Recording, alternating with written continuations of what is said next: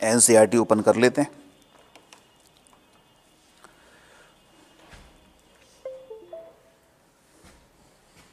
ये एनसीईआरटी का 14 चैप्टर है, ठीक है। और ये सब हम पढ़ चुके हैं, आप देख पा रहे होगे। पढ़ लिया ना ये तो पढ़ ही लिया। ये सब यही पढ़ते हुए आ रहे हैं अपन लास्ट तक। स्प्रिंग के सारे केसेस कर लिए हमने, ठीक है। एनर्जी पढ़ ली हमने, ये भी ग्राफ देख लिए थे। कंप्लीट एनसीईआरटी हमने कर लिया। क्वेश्चन वही T = 2.m/k पर बहुत सारे दिए हैं, तो ये सब कर चुके हैं अपन। सिंपल पेंडुलम हम पढ़ चुके हैं, ठीक है। एक कंपाउंड पेंडुलम और बता देता हूं, और यहां से स्टार्टिंग है।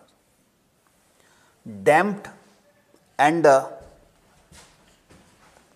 डैम्प्ड सिंपल हार्मोनिक मोशन, इसमें क्या होता है देखो। होता यह है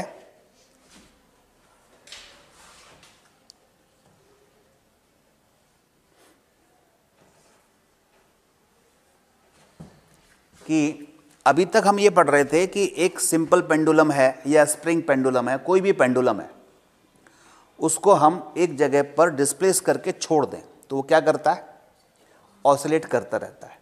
और उसका जो एम्पलीट्यूड है वो कैसा होता है, कांस्टेंट होता है, ठीक है ना। y = a sin ωt लिया था तो a कांस्टेंट है। हर बार इधर राइट साइड जा रहा है तो वो a तक जाएगा, लेफ्ट साइड जा रहा है तो a तक जाएगा, यानी उस a एम्पलीट्यूड में ही ऑसिलेशन करेगा। ये तो आइडियल केस हुआ जब कोई भी इसको रोकने वाला नहीं लग रहा है। लेकिन प्रैक्टिकली क्या होता है कि इस पे जैसे एयर के अंदर अगर हम ऑसिलेशन करा रहे हैं तो एयर का फ्रिक्शन लगता है। अगर वाटर के अंदर हम ऑसिलेशन करा रहे हैं किसी पेंडुलम को तो वाटर का जो फ्लूइड का जो फ्रिक्शन है वो भी लगता है विस्कोसिटी के कारण। तो वो इसके मोशन को क्या कर देते हैं, डैम्प कर देते हैं। जब डैम्प कर देते हैं तो किस कारण से डैम्पिंग हो रही है, वो फोर्स भी, डैम्पिंग फोर्स भी एसएचएम की इक्वेशन में ऐड हो जाएगी, ठीक है। जैसे हम कहते हैं F = -kx, restoring force F = -kx, यही कहते हैं कब, जब आइडियल एसएचएम हो रहा हो, कोई डैम्पिंग फोर्स नहीं लग रहा हो, अनडैम्पिंग मोशन हो रहे हैं। लेकिन डैम्पिंग हो रहे हैं तो इसमें फिर डैम्पिंग फोर्स और इसमें हम ऐड कर देंगे। तो डैम्पिंग फोर्स वेलोसिटी डिपेंडेंट होता है। जैसे अगर आप, सिंपल सी बात है, पानी के अंदर एक मैं सिंपल पेंडुलम डाल दूं और उसकी स्पीड ज़्यादा हो ऑसिलेशन की, तो जो विस्कस फोर्स है वो क्या लगेगा, ज़्यादा लगेगा। धीमे धीमे हम मूव करा रहे हैं तो विस्कस फोर्स कम लगेगा। तो यानी जो डैम्पिंग फोर्स है किसी फ्लूइड के अंदर वो वेलोसिटी डिपेंडेंट होता है। तो डैम्पिंग फोर्स डायरेक्टली प्रोपोर्शनल क्या हुआ, वेलोसिटी, यही हुआ। अब डायरेक्टली प्रोपोर्शनल हटाओगे तो कांस्टेंट आएगा, तो वो डैम्पिंग कांस्टेंट मान लेते हैं b, स्मॉल b। तो डैम्पिंग फोर्स क्या आ गया, F = bv। बस अब इसमें क्या करना है, यही डैम्पिंग फोर्स हमें क्या करना है, रीस्टोरिंग फोर्स में ऐड कर देना है। तो कितना आ जाएगा, F = -kx होता था तो -kx - bv हो जाएगा। अब इसकी इक्वेशन बना लो। इक्वेशन बनाओगे तो आसानी से फिर उसका सॉल्यूशन निकालना है। सॉल्यूशन निकालोगे तो उससे एम्पलीट्यूड निकलेगा। अब जो डिफरेंशियल इक्वेशन तो आसानी से बन जाती है, लेकिन उसका सॉल्यूशन जो है वो प्योर हायर मैथमेटिक्स का पार्ट है। तो उसका हम सीधे सीधे डायरेक्ट लिखेंगे। एनसीईआरटी ने भी डायरेक्टली लिखा है और उसको हम सीधे लर्न कर लेंगे, याद कर लेंगे, ठीक है। क्वेश्चन कैसे बनेंगे वो मैं आपको समझा दूंगा। तो यही बात लिखी है यहाँ पर जो मैंने आपको यहाँ समझाई है, इसको हम अंडरलाइन कर लेते हैं कि एक तो देखिए, we know that the motion of simple pendulum swinging in air dies out eventually. Why does it happen? This is because the air drag and the friction at the support oppose the motion of the pendulum and dissipates its energy gradually, and pendulum is set to execute damped oscillation, ठीक है। In damped oscillation although the energy of system is continuously dissipated, कम होती जाती है, the oscillation remains apparently periodic, oscillation तो क्या होगा, periodic ही होगा, क्योंकि बार बार अपने पाथ को रिपीट कर रहा है, ठीक है। The dissipation forces are generally, कौन से फोर्स होते हैं, फ्रिक्शन फोर्स होते हैं, फ्रिक्शनल फोर्स होते हैं। जैसे लिक्विड के अंदर, फ्लूइड के अंदर कौन सा होता है, विस्कस फोर्स होता है, वो भी फ्रिक्शन है, right. To understand the effect of such external forces on the motion of an oscillator, वो फिर लिखा होगा कि आगे क्या करना है, ठीक है। अब हम क्या करते हैं, एक एग्जाम्पल यहां पर लिया है इन्होंने, देख लेता हूं। देखो, ये एक पेंडुलम ले लिया, स्प्रिंग पेंडुलम हमने ले लिया है। अब जो स्प्रिंग पेंडुलम लिया है, इसको हमने क्या किया, ये स्प्रिंग पेंडुलम, यहाँ रिजिड सपोर्ट है, ये ब्लॉक बांध दिया, और इसमें कुछ हमने एक वैन, यहाँ एक लकड़ी टाइप की फंसा दी इसमें, और इधर से मेजर करेंगे, और ये इसकी मीन पोजीशन है। अब इसको ऑसिलेट कराएं, तो ऑसिलेट कराएंगे तो जो इसके अंदर ये ब्लॉक टाइप का फंसा हुआ है वाटर में, वो क्या करेगा, ऑसिलेट कर रहा है, लेकिन क्या कर रहा है, इसके ऑसिलेशन डैम्प्ड ऑसिलेशन होंगे, फ्रिक्शन के कारण इसके ऑसिलेशन डैम्प्ड हो जाएंगे। अभी मैंने आपको बताया ही है कि जो डैम्प्ड ऑसिलेशन होते हैं उसमें जो डैम्पिंग फोर्स होता है वो डायरेक्टली प्रोपोर्शनल क्या होता है, वेलोसिटी होता है, वेलोसिटी डिपेंडेंट होते हैं जितने सारे ये डैम्पिंग फोर्स हैं। तो एफ डी इक्वल टू कितना आ रहा है, एक डैम्पिंग कांस्टेंट आ जाता है बी, तो एफ डी इक्वल टू क्या आ गया, बी वी, ठीक है। और यही हमने, यही एनसीईआरटी ने भी लिखा हुआ है कि ये डैम्पिंग फोर्स है, it's magnitude is proportional to velocity of the van, ठीक है, and velocity of the van, the force act in direction, कहाँ लगता है, opposite to the direction of velocity.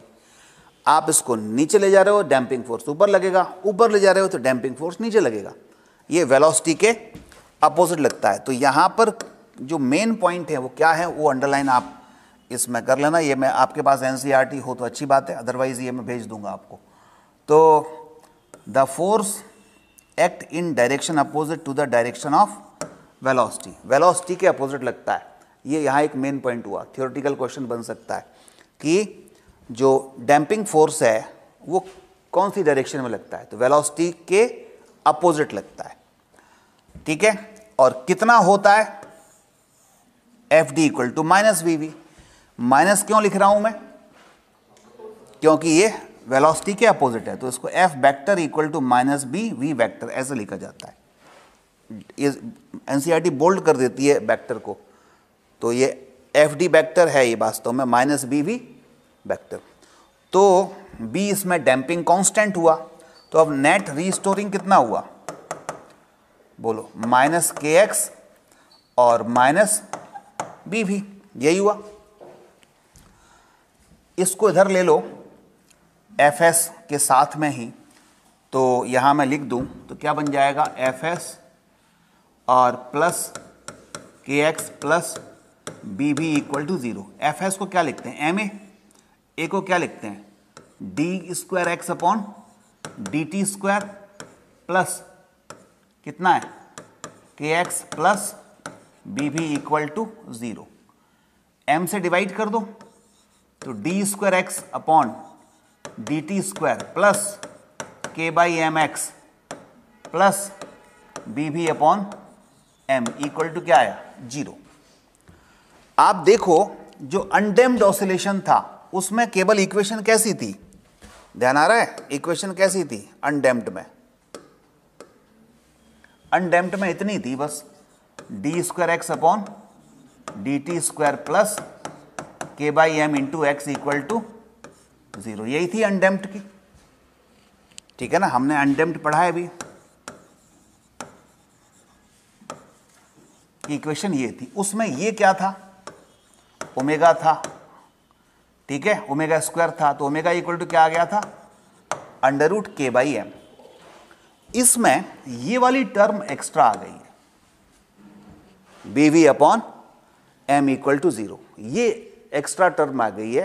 तो अगर वो क्वेश्चन बनाता है कि डैम्प्ड ऑसिलेशन की डिफरेंशियल इक्वेशन क्या होगी, तो जो अनडैम्प्ड की होती है उसमें BV/m और ऐड करना है, ठीक है।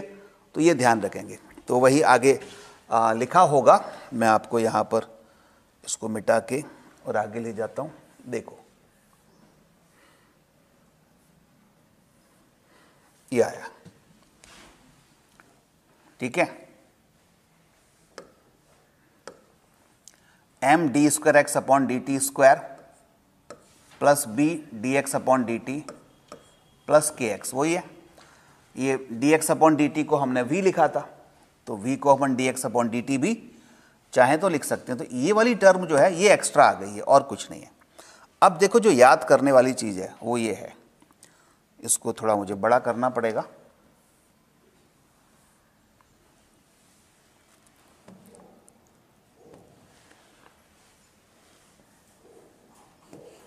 देखो यहां क्या किया था, प्लस a प्लस, ये डिफरेंशियल इक्वेशन हो गई। इस डिफरेंशियल इक्वेशन का solution, the solution of this differential equation, ये हायर मैथमेटिक्स है कि इसका सॉल्यूशन निकालोगे 2 पन्ने में निकलेगा ये, है ना। तो वो अपने को निकालने की जरूरत नहीं है, सीधे याद करेंगे। वो क्या है इसका solution of this differential equation, x equal to, t का मतलब क्या है, x t का फंक्शन है, तो x equal to a e⁻⁻bt/2m cos omega dash t plus 5, ये डिफरेंशियल इक्वेशन का सॉल्यूशन है, ठीक है। अब इसमें आप देखोगे ये टर्म जो है ना a e⁻⁻bt/2m, ये टर्म है एम्पलीट्यूड।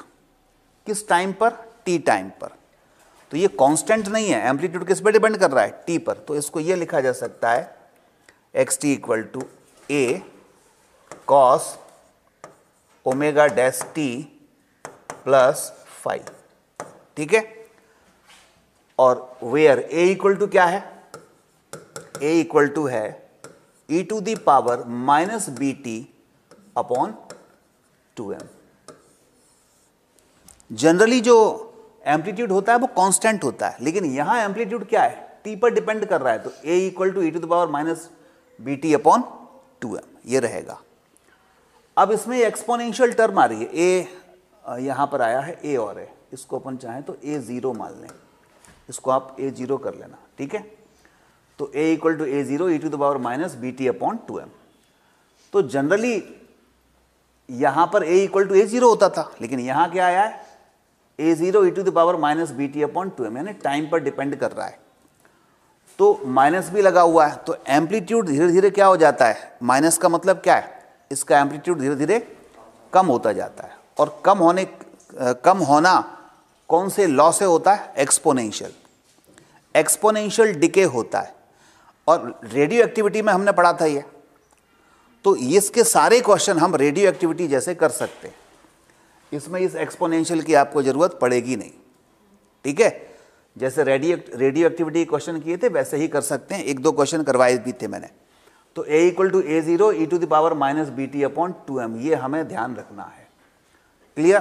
तो आप चाहें तो केवल डिफरेंशियल इक्वेशन इतना कॉपी कर लो, जिससे ध्यान रहेगा। मैं यहां लिख देता हूं, damping force Fd equal to क्या था, -bv वेक्टर, और इससे पता चल रहा है Fd is opposite to velocity.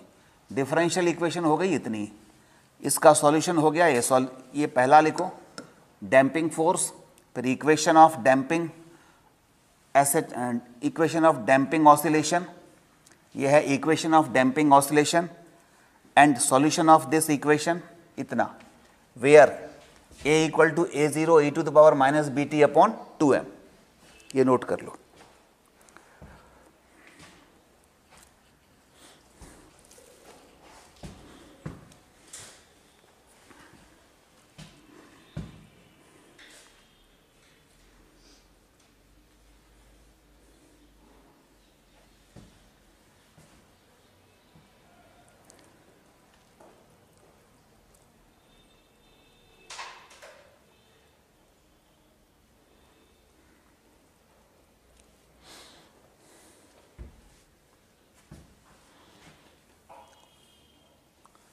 Undamped oscillation होते हैं उसकी फ्रीक्वेंसी क्या होती है, ओमेगा, और डैम्प्ड की कितनी दी है, ओमेगा डैश।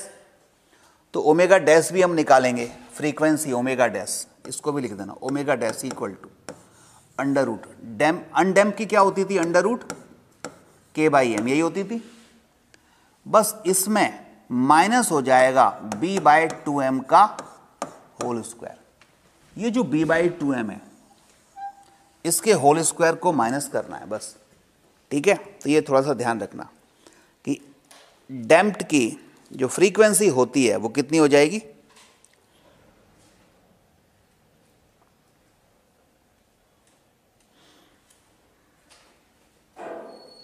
अंडर रूट के by M minus B by two M का होल स्क्वायर। अच्छा, ए कितना आया, ये आया। अब कोई पूछे आपसे कि डैम्प्ड ऑसिलेशन की एनर्जी कितनी होती है, तो एनर्जी क्या थी, हाफ के ए स्क्वायर।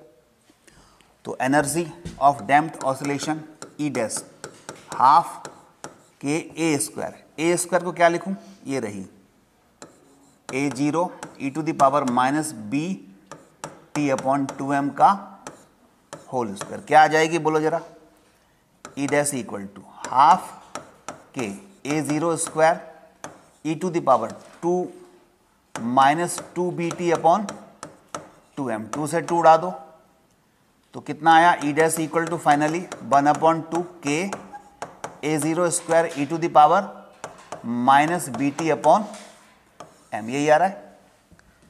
तो ये सीधे फॉर्मूले पूछे जा सकते हैं, अभी तक नहीं पूछे गए हैं, ठीक है। One upon two K A zero square E to the power minus B T upon two B T upon M, चूंकि एनसीईआरटी में गिवन है तो पूछे जा सकते हैं, क्योंकि क्वेश्चन एनसीईआरटी से आएंगे, तो इसलिए अपने को ये भी याद करने पड़ेंगे। लिख लिया सभी ने?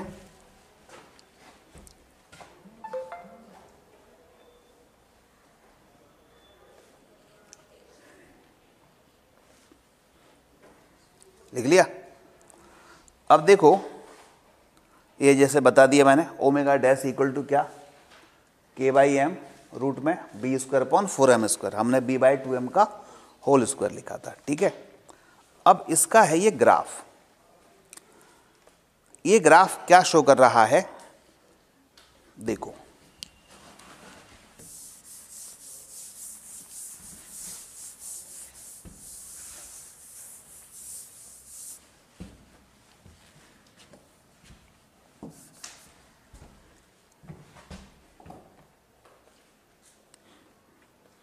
डिस्प्लेसमेंट और यहां पर हम टाइम के बीच में ग्राफ लें।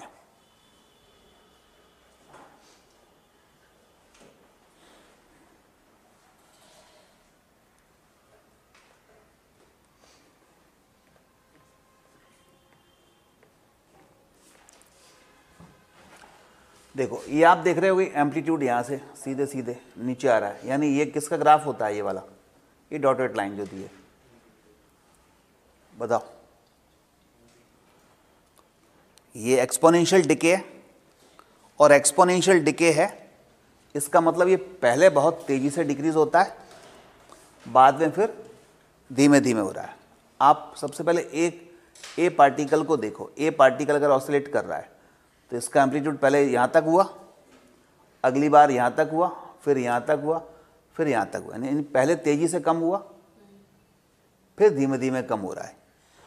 अनडैम्प्ड का ग्राफ क्या बनता है, अनडैम्प्ड का कोई पूछे तो, अनडैम्प्ड का हम एम्पलीट्यूड और टाइम के बीच में या डिस्प्लेसमेंट टाइम के बीच में खींचेंगे तो ऐसा रहता है, मतलब ये कांस्टेंट रहेगा, ये चेंज होने वाला नहीं है, क्योंकि एनर्जी लॉस नहीं हो रही है। लेकिन इसमें एनर्जी लॉस हो रही है, तो फिर कैसा ग्राफ होगा, इस तरह से। और वही बताया गया है कि यहाँ पर देखें अपन, पहले एम्पलीट्यूड यहाँ तक रहा एक ऑसिलेशन का, अगले ऑसिलेशन में फिर वो और कम हो गया, अगले में और कम हो गया, फिर और कम हो गया। तो इसको देखोगे तो ये ऐसा जा रहा है, ऐसा जा रहा है, इसका मतलब ये एक्सपोनेंशियल डिके हो रहा है, ठीक है। तो ये एक्सपोनेंशियल डिके को शो कर रहा है। ये एक का हुआ। ऐसे कोई दूसरा ऑसिलेशन भी ले सकते हैं, वो भी ऐसे ही हो रहा है, और छोटा ऑसिलेशन है तो ये हो सकता है, और लें तो फिर ये हो जाएगा। ठीक है, एक दो ऑसिलेशन के बाद ही ये काम खत्म हो गया इसका, आप देख रहे हो। ठीक है, अगर हमने पहला एम्पलीट्यूड ही ज़्यादा दे दिया, बहुत ज़्यादा डिस्टेंस तक डिस्प्लेस किया, तो वो थोड़ी देर बाद रेस्ट में आएगा। लेकिन थोड़ा सा कम डिस्प्लेसमेंट दिया है तो वो जल्दी रेस्ट में आ जाएगा। तो आप देख रहे हैं ए को हमने ज़्यादा इनिशियली डिस्प्लेस किया है तो वो इस तरीके से आ रहा है, बी को थोड़ा कम दिया है तो वो और पहले ही लगभग रेस्ट में आ जाएगा, सी को और कम डिस्प्लेसमेंट दिया है तो वो और पहले ही आ जाएगा, डी को जरा सा ही ऊपर किया तो क्या होगा, ये एक ऑसिलेशन कंप्लीट करने के बाद ही लगभग फ्लैट हो गया, मतलब रेस्ट में आ गया। तो ये सारे किसको शो कर रहे हैं, एक्सपोनेंशियल को, एक्सपोनेंशियल डिके को। अब देखो अपन अगला,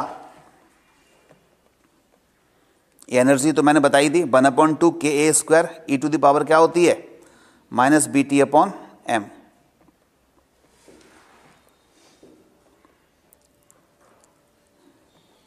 अब आता है एक फोर्स्ड ऑसिलेशन, इसको और देख लो। फोर्स्ड ऑसिलेशन, फोर्स्ड ऑसिलेशन क्या होता है?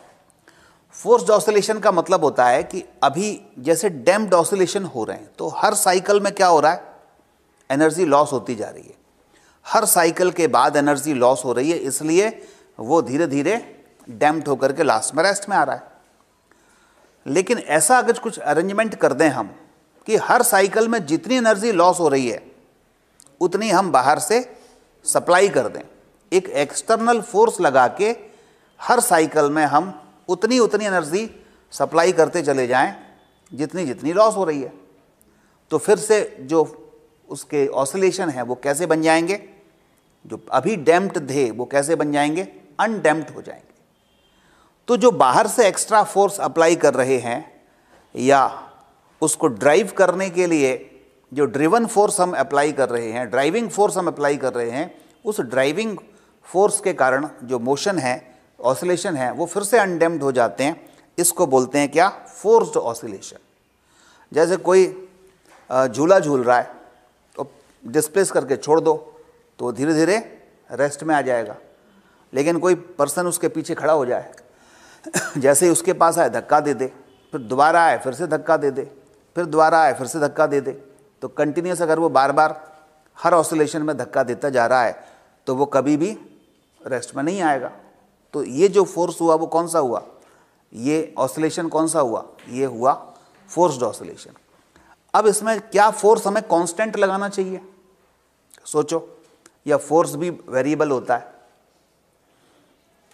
शुरुआत में एनर्जी लॉस ज़्यादा होगा क्योंकि एनर्जी हमने देखी थी ई की पावर में आ रही थी, ठीक है।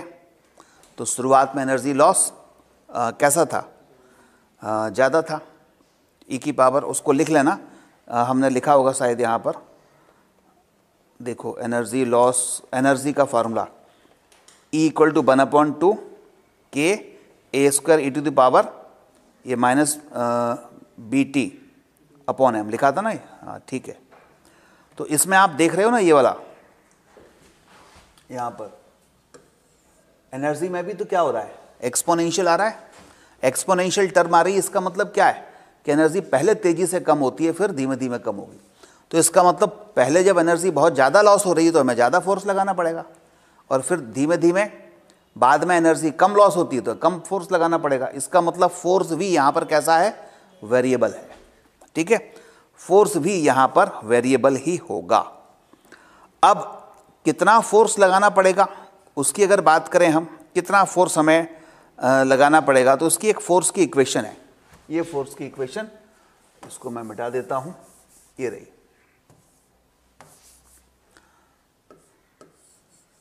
फोर्स वेरिएबल चाहिए तो फोर्स वेरिएबल, कांस्टेंट फोर्स तो F0 हुआ, और वेरिएबल फोर्स हुआ Ft = मतलब टाइम का फंक्शन F0 cos ωt, और ωd क्या है, ये डैम्पिंग की फ्रीक्वेंसी है, ठीक है।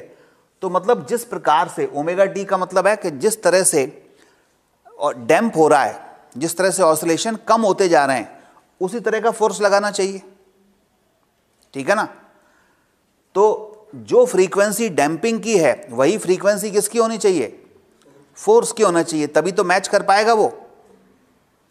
डैम्पिंग ऑसिलेशन की फ्रीक्वेंसी अलग है और फोर्स की फ्रीक्वेंसी अलग है। तो हो सकता है वो तेज चलने लगेगा और हो सकता है धीमा चलने लगेगा, कांस्टेंट एम्पलीट्यूड नहीं रहेगा। तो कांस्टेंट एम्पलीट्यूड के लिए जरूरी है कि जो डैम्पिंग ऑसिलेशन की फ्रीक्वेंसी है वो डैम्पिंग ऑसिलेशन की फ्रीक्वेंसी है जो वो यहां पर एक्सटर्नल फोर्स की फ्रीक्वेंसी के बराबर हो। इसलिए एफ टी इक्वल टू हमने लिखा F0 cos ओमेगा टी या ओमेगा डी टी। तो यहां थोड़ा सा लिख लो, लिखो, मैं आपको एक शॉर्ट में लिखवा देता हूं और इसके नोट्स आपको एक पेज में हैं, वो मैं आपको ऐप पर डाल दूंगा। अभी फिलहाल याद करने के लिए लिख लीजिए। Forced oscillation, forced oscillation,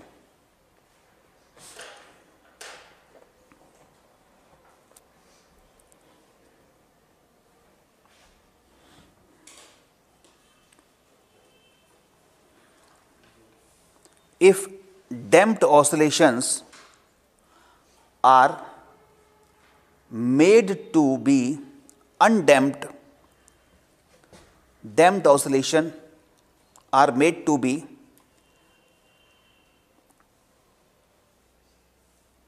undamped with the help of external force, with the help of external force, then this is called forced oscillation, forced oscillation, okay. And such force can be represented as F T, T bracket में लिखना, ये है F T, T मतलब force time का function है, equal to F0 cos omega D T, ठीक है। Equation of such oscillation, equation of such oscillation will be, ये लिखना m, या इधर से लिख लो पहले एम ए, मैं सिंपल इक्वेशन लिख दूं, ये t साथ में फंसा दिए इसने, आप लिखना यहां पर f equal to minus K X minus B V plus F0 cos omega D T, ठीक है। F equal to minus K X minus B V, ये क्या था, इतना क्या है, F equal to minus K X minus B V, damped oscillation की equation. अब जितनी एनर्जी लॉस हो रही है उसके कारण उतना फोर्स हमें लगाना पड़ेगा, तो वो प्लस में आएगा, ऐड कर रहे हैं ना फोर्स, तो F0 cos omega D T. अब F को M लिख सकते हैं, ठीक है, और A को क्या लिखेंगे, D square X upon D T square, ये माइनस के एक्स इधर आया तो प्लस हो गया, B और ये वाला माइनस बी इधर आया तो प्लस हो गया, वेलोसिटी को लिखेंगे D x upon D T, minus K x इधर आया तो प्लस के एक्स हो गया, और F0 cos omega D T इधर आया तो minus F0 cos omega D T हो गया। ये इक्वेशन है क्या, equation of forced oscillation, differential equation of forced oscillation, differential equation of forced oscillation, ठीक है। अभी तक आया नहीं है, ध्यान देना, लेकिन चूंकि एनसीईआरटी में दिया है इसलिए मैं आपको बता रहा हूं। अब आ जाओ, इसका हम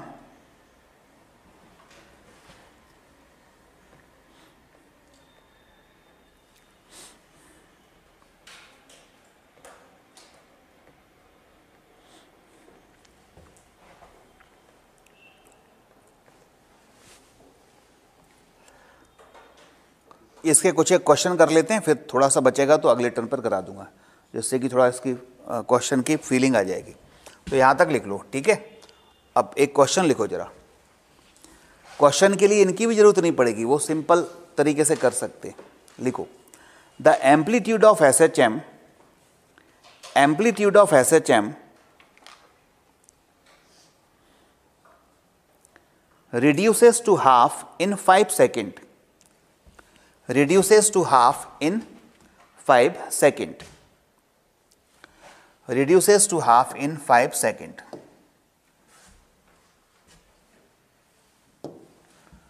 reduces to half in 5 seconds, then in first 15 seconds find its amplitude, in first 15 seconds find its amplitude। देखो, रेडियो एक्टिविटी से करेंगे, सिंपल सा। वो कह रहा है कि 5 सेकंड के अंदर, टाइम अगर 5 सेकंड में लेता हूं तो एम्पलीट्यूड कितना हो जाता है, कितना हो जाता है, आधा हो जाता है, A/2 हो जाता है। तो ये जो 5 सेकंड है ये इसका हाफ लाइफ हो गया। रेडियो एक्टिविटी में डिके अगर हाफ हो जाए तो उसी को हाफ लाइफ कहते हैं। तो A/2 हो रहा है 5 सेकंड में, इसका मतलब इसकी आधी लाइफ, हाफ लाइफ 5 सेकंड है। अब वो कह रहा है 15 सेकंड बाद कितना डिके हो जाएगा। तो सिंपल हिसाब लगाओ कि कितनी हाफ लाइफ की बात कर रहा है, 3 हाफ लाइफ की, है ना। हाफ लाइफ 5 सेकंड की है इसमें और 15 सेकंड की बात कर रहा है, तो 5 3 जा 15, यानी 3 हाफ लाइफ की बात कर रहा है। तो after 3 half lives it becomes कितना, A/2 टू दी पावर, ऐसा सोचो, 1 हाफ लाइफ में आधा हुआ, 2 हाफ लाइफ में उसका भी आधा, A/4, 3 हाफ लाइफ में उसका भी आधा, A/8। तो सिंपल पावर कितना हो जाता है ये, A/2 टू दी पावर 3, यानी A/8। बस यही आंसर है, सिंपल। आपको जरूरत भी नहीं पड़ी उनकी।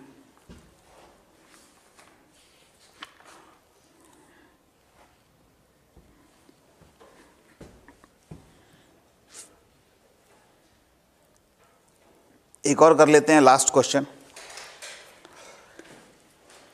The amplitude of SHM is reduces to 1/3. The amplitude of SHM, amplitude of SHM reduces to 1/3 in first 2 seconds. The amplitude of SHM is reduces to 1/3 in first 2 seconds. पहले 2 second में कितना हो रहा है, 1/3। Then find its amplitude in first 8 second, find its amplitude in first 8 second. बोलो, तो अगले 8 second में कितना होगा, find its amplitude in first 8 second. इसमें हम चूंकि हाफ लाइफ की बात नहीं कर रहा, आधा की बात नहीं कर रहा, तो फिर ये लगा सकते हैं। हमने अभी देखा A = क्या था, A0 e to the power, बोलो जरा, BT/2m, यही था।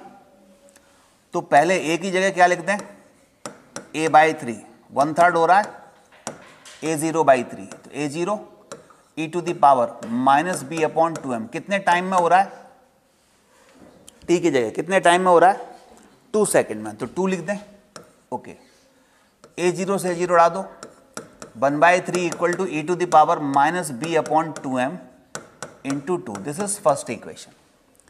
अब उसने पूछा कि 8 सेकंड में ये कितना हो जाएगा, ठीक है, 8 सेकंड में कितना हो जाएगा। तो वो पूछ रहा है A = A0 e to the power -B/2m into T की जगह क्या लिखेंगे, 8, यही लिखेंगे।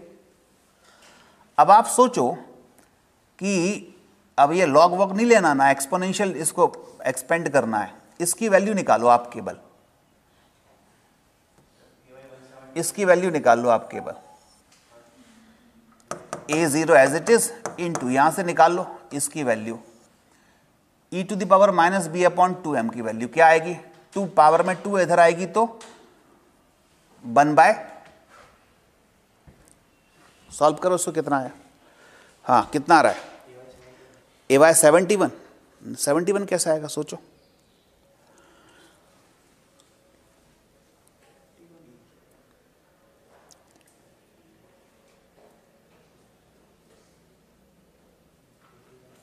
$81 आएगा। हाँ सही है। देखो e to the power minus, यहां से देखो b अपॉन 2m की वैल्यू क्या आएगी? या और नहीं सोच पा रहे हो तो ऐसे जो 8 लिखे हैं उस 8 को 2 का मल्टीपल में कर लो, तो e to the power minus B upon 2m into 2, 4 जा 8, ठीक है, 2 इंटू 4 कर सकते हैं। अच्छा, इसकी वैल्यू टोटल कितनी है? 1/3, तो a0 into 1/3 to the power कितना आ गया? 4, तो 1/3 टू दी पावर 4 क्या होता है? 81, ठीक है। तो answer is a0 upon 81। Clear? कर लोगे? तो यहां पर ये फिनिश होता है।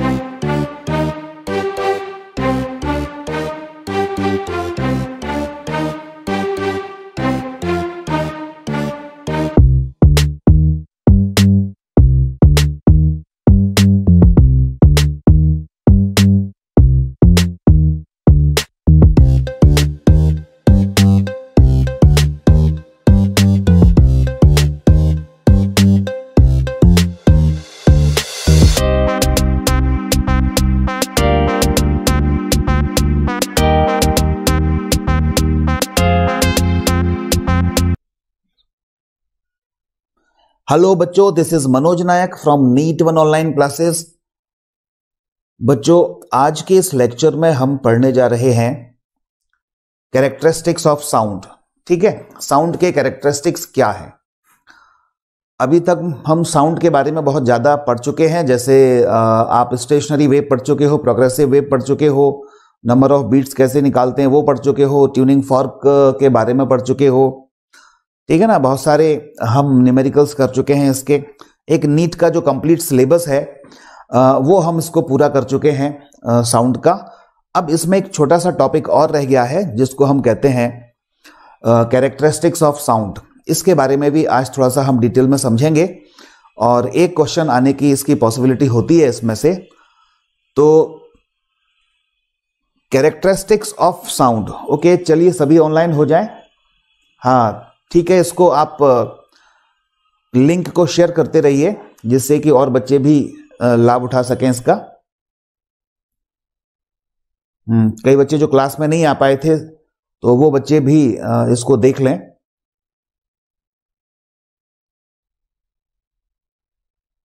क्योंकि उनको पता नहीं होगा कि आज लाइव क्लास है। इसको शेयर जरूर करते चलिए, ठीक है ना। ओके चलिए, हाँ, नीट 1 ऐप पर भी ये अवेलेबल है और यूट्यूब पर भी अवेलेबल है। इस समय नीट 1 ऐप पर भी ये लाइव क्लास चल रही है, उस पर भी देख सकते हैं और आप यूट्यूब पर तो देख ही पा रहे हैं। तो स्टार्ट करते हैं बच्चों, characteristics of sound. Characteristics of sound क्या है? देखो बच्चों, हमने अगर साउंड के बारे में बात करनी है तो साउंड को हम 2 पार्ट में डिवाइड कर सकते हैं। एक तो होती है म्यूजिकल साउंड जो सभी को अच्छी लगती है, ठीक है, जिसको हिंदी में कह सकते हैं संगीत ध्वनि, सुस्वर ध्वनि, म्यूजिकल साउंड, प्लीजेंट साउंड। तो दूसरी होती है नॉइज, शोरगुल जिसको कहते हैं।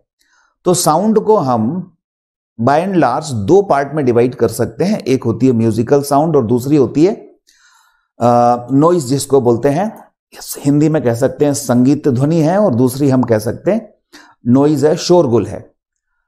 अब वैसे तो इनको अगर डिफाइन करना हो कि म्यूजिकल साउंड क्या है और नॉइज क्या है, तो ये डिपेंड करता है सुनने वाले पर, ठीक है ना। तो ये एब्सोल्यूट नहीं है कि भाई इतनी ही यही म्यूजिकल साउंड है। कोई आप गाना सुन रहे हो तो वो किसी को म्यूजिकल लग सकता है और वो किसी और को नॉइज लग सकता है, ठीक है ना। तो ये तो सुनने वाले पर डिपेंड करता है कि वो कैसी साउंड को प्लीजेंट मानता है। फिर भी हम अगर देखें तो जो हमें अच्छी लगती है साउंड, उन्हीं को हम म्यूजिकल साउंड बोलेंगे। तो the sound which is pleasing to us is called musical sound. ठीक है, हिंदी में कह सकते हो कि वह ध्वनि जो कानों को अच्छी लगती है, कर्ण प्रिय होती है, उसी को हम म्यूजिकल साउंड कह सकते हैं। लेकिन एक ही साउंड एक पर्सन के लिए म्यूजिकल, दूसरे पर्सन के लिए वही साउंड नॉइज भी हो सकती है। ठीक है, फिर भी एक हम फिजिक्स के पॉइंट ऑफ व्यू से देखें तो जो म्यूजिकल साउंड होती हैं वो एक क्रमबद्ध और निरंतर वाइब्रेशंस उसके अंदर होते हैं, कंटिन्यूअस रेगुलर वाइब्रेशंस उसके अंदर होते हैं। ऐसी साउंड को हम कहते हैं म्यूजिकल साउंड। ओके, तो बच्चों बात कर रहे थे हम म्यूजिकल साउंड की। तो जैसे गिटार होता है, वायलिन होता है, सितार होता है, इनसे जो साउंड प्रोड्यूस होती है वो हमें म्यूजिकल लगती है। ठीक है ना। अब नॉइज क्या होगा? नॉइज फिर से वही बात, जो हमारे कानों को अच्छी नहीं लगती, the sound which is not pleasing to us, उसको क्या बोलेंगे? नॉइज बोलेंगे। इनकी जो फ्रीक्वेंसी है, एम्पलीट्यूड है, ये रेगुलर नहीं होते। जैसे शेर की दहाड़ किसे अच्छी लगती है? अब किसी को अच्छी लग सकती है, किसी को अच्छी नहीं लग रही। ठीक है, जिसको अच्छी नहीं लग रही है उसके लिए नॉइज है, जिसको अच्छी लगती है कि शेर दहाड़ रहा है तो ठीक है, उसके लिए म्यूजिक है। ठीक है, sound produced by bullet fired from gun, ये भी जनरली नॉइज होगी, लेकिन किसी को अच्छा लग सकता है तो वो म्यूजिकल हो जाएगी। ठीक है ना। तो ये सब एक बेसिक इंफॉर्मेशन है नॉइज और म्यूजिकल साउंड में। मेन हम जो आते हैं, हमारे काम का है लाउडनेस। लाउडनेस क्या होता है बच्चों? साउंड में क्या होता है कि हम इंटेंसिटी के बारे में पढ़े हैं। साउंड की इंटेंसिटी क्या होती है? अगर मैं आपको यहां पर इंटेंसिटी को लिखूं तो आपको मालूम है इंटेंसिटी होती है एनर्जी पर यूनिट एरिया पर यूनिट टाइम, यही होती है। एनर्जी अपॉन टाइम क्या होता है? पावर। तो पावर अपॉन एरिया को हम भी इंटेंसिटी कहते हैं, राइट। तो इसको अगर डिफाइन करें इंटेंसिटी को, तो इंटेंसिटी क्या होती है बच्चों? एनर्जी पर यूनिट एरिया पर यूनिट टाइम। और इसको थोड़ा फील करें तो ये कह सकते हैं, जैसे मान लीजिए कोई साउंड सोर्स है, यहां पर ये साउंड सोर्स है, मान लो स्पीकर है ये। अब ये स्पीकर इधर से साउंड निकाल रहा है in all possible direction, 3 dimension sound wave निकलती हैं इसमें। तो इन ऑल पॉसिबल डायरेक्शन ये साउंड वेव को एमिट कर रहा है। और यहां कहीं हम इससे सपोज r डिस्टेंस पर एक यूनिट एरिया बना लें, तो इस यूनिट एरिया पर, यूनिट एरिया है, यूनिट एरिया मतलब 1 मीटर स्क्वायर का हो सकता है। ओके, तो यूनिट एरिया पर यहां पर 1 सेकंड के अंदर, मतलब यूनिट टाइम के अंदर, टाइम भी क्या लेना चाहिए? यूनिट, 1 सेकंड ले लेता हूं। तो 1 सेकंड के अंदर जितनी एनर्जी इससे पास होगी, ठीक है, उसको हम बोलेंगे intensity of sound at this place, right. तो एनर्जी पर यूनिट एरिया पर unit time is called intensity. तो अब लाउडनेस क्या है? ये तो हम इंटेंसिटी की बात कर रहे हैं, ये हम साउंड वाले चैप्टर में पढ़ भी चुके हैं। हिंदी में बच्चों उसको तीव्रता कहते हैं। तो फिर लाउडनेस क्या है? प्रबलता क्या है? जनरली तो जैसा हम सोच रहे हैं कि लाउडनेस मतलब लाउड साउंड, ये सही भी है। प्रबलता मतलब बहुत ज्यादा कोई जोर जोर से चिल्लाए तो उसको हम कहते हैं कि लाउड साउंड है। ठीक है ना। कोई धीमे धीमे बात कर रहा है तो हम कहेंगे कि ये थोड़ा वीक साउंड है, राइट। तो लाउडनेस जो होती है वो सेंसेशन है, sensation produced due to intensity of sound. Intensity of sound के कारण जो सेंसेशन होता है उसको कहते हैं हम लाउडनेस। ठीक है। इंटेंसिटी और लाउडनेस में बच्चों एक ही डिफरेंस है कि इंटेंसिटी एक ऐसी क्वांटिटी है जिसको मेजर कर सकते हैं, इंटेंसिटी को माप सकते हैं, मेजर कर सकते हैं, but loudness can not be measured. Loudness को मेजर नहीं कर सकते, हम फील कर सकते हैं कि कोई कितना तेज बोल रहा है। ठीक है। तो sensation produced due to intensity of sound, इसको बोलते हैं लाउडनेस। हिंदी में कह सकते हैं कि ध्वनि की तीव्रता के कारण हमारे कानों को सुनाई देने वाली जो संवेदनशीलता है उसको हम कहते हैं प्रबलता, लाउडनेस। और दोनों में अंतर क्या है? तीव्रता एक ऐसी निश्चित राशि होती है जिसको हम नाप सकते हैं, प्रबलता को नाप नहीं सकते। ठीक है। अब क्या होता है कि लाउडनेस किस बात पर डिपेंड करती है और किस पर डिपेंड नहीं करती, वो अपन आगे देखेंगे। लाउडनेस डिपेंड करती है इंटेंसिटी पर, यानी जो प्रबलता है वो तीव्रता पर निर्भर करती है। लाउडनेस, अगर मैं देखूं, ये लाउडनेस को L से डिनोट करूं, तो L जो डिपेंड करती है किस पर डिपेंड करती है? इंटेंसिटी पर। अब कैसे डिपेंड करती है? ये डायरेक्टली प्रोपोर्शनल ऐसा नहीं है कि जो है लीनियर रिलेशन में डिपेंड कर रही हो, ये एक लॉगैरिथमिक रिलेशन में डिपेंड करती है बच्चों, लॉग के रूप में डिपेंड करती है, लॉग, लॉगैरिथमिक। तो इसलिए हम डायरेक्ट इसका ग्राफ खींचे तो सीधी लाइन नहीं आएगी। हम इसको ये नहीं लिख सकते कि L is directly proportional I हो गया, तो इसमें तो फिर ऐसे स्ट्रेट लाइन आएगी, तो ये नहीं होगा। यहां पर जो L यानी जो लाउडनेस है वो I पर डिपेंड तो कर रही है, लेकिन लॉगरिथमिक फॉर्म में डिपेंड करती है, वो मैं अभी आपको समझाता हूं। तो अभी तो आप केवल लाउडनेस और इंटेंसिटी में डिफरेंस ये समझिए कि इंटेंसिटी को मेजर कर सकते और लाउडनेस को मेजर नहीं कर सकते, लेकिन लाउडनेस के जो लेवल हैं, प्रबलता का जो लेवल है, उसको इंटेंसिटी की हेल्प से लिखा जा सकता है। ठीक है, चलिए आगे बढ़ते हैं। यस बच्चों, दो साइंटिस्ट हुए, बेबर एंड फेचनर। तो बेबर और फेचनर ये कहते हैं, बेबर एंड फेचनर, तो according to Weber and Fechner ये कहते हैं कि जो लाउडनेस है, प्रबलता है, वो डायरेक्टली प्रोपोर्शनल होती है log 10 ऑफ इंटेंसिटी, तीव्रता के log 10 के समानुपाती होती है। ठीक है। अब जो लाउडनेस है वो समानुपाती हुई log 10 आई, तो समानुपाती का चिन्ह हटाओगे, मार्क यहां हटाओगे तो क्या आएगा? एक कांस्टेंट। तो यहां कांस्टेंट वेबर फेचनर कहते हैं कि इसकी वैल्यू आती है 10, तो L इक्वल टू आता है 10 log 10 I। ये हमारे पास बच्चों एक मेन फॉर्मूला बन गया है लाउडनेस के लिए। Loudness equal to 10 log 10 I। I है यहां पर तीव्रता, इंटेंसिटी।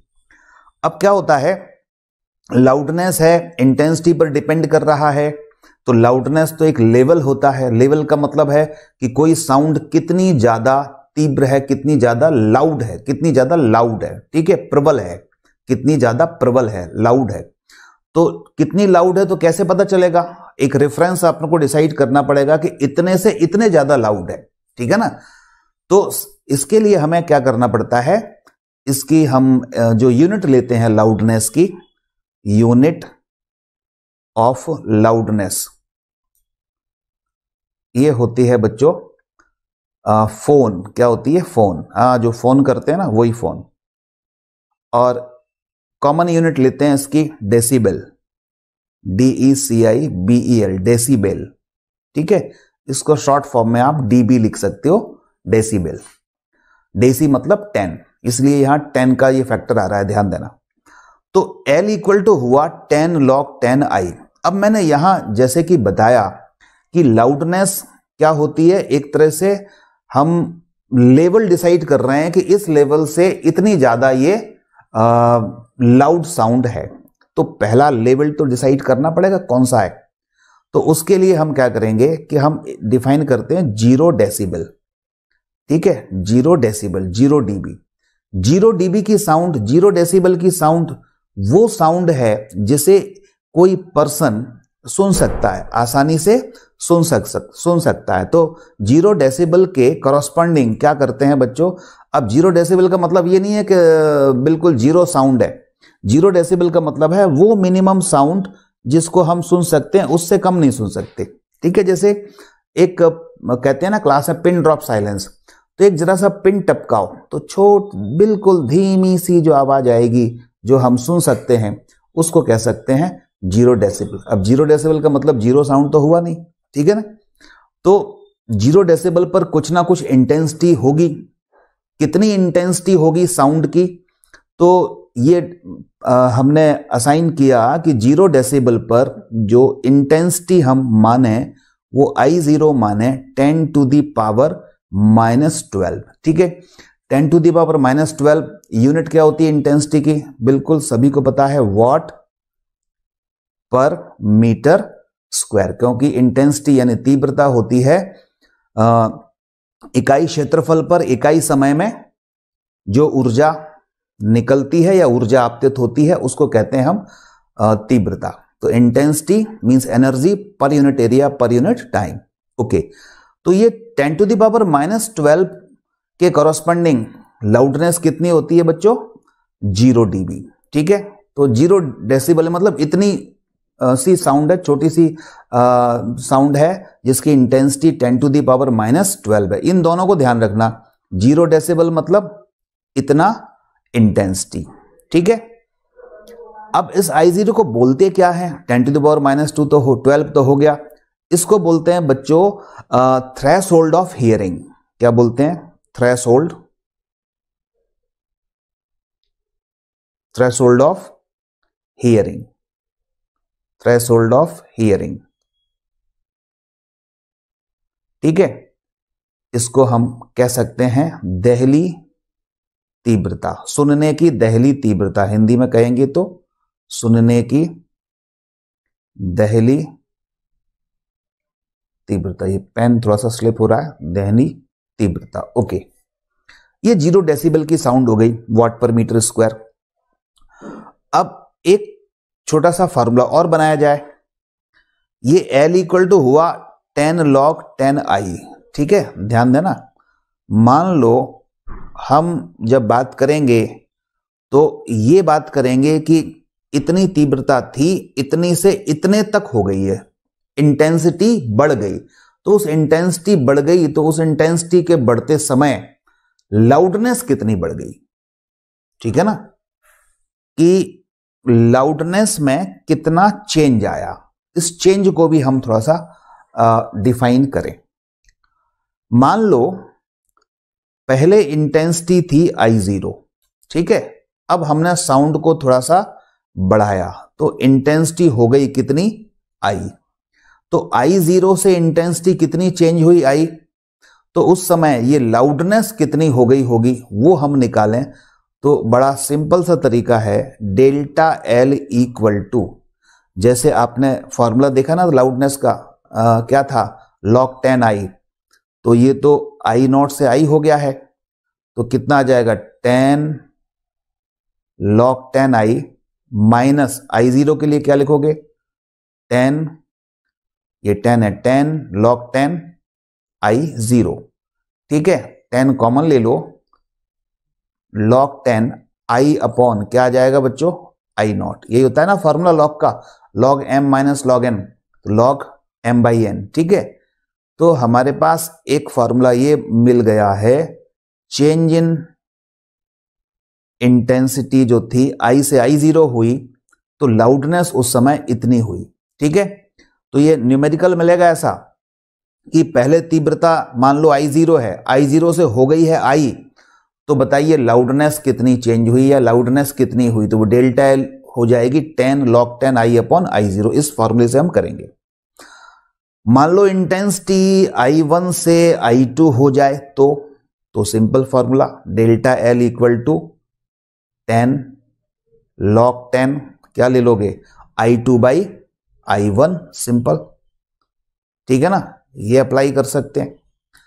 तो ये फार्मूले जो हैं वो आप बाद में स्क्रीन को पॉज करके आप नोट कर लेना। वैसे आपके नोट्स में कुछ एक फार्मूले लिखे होंगे, जो नहीं लिखे हैं वो नोट कर लेना।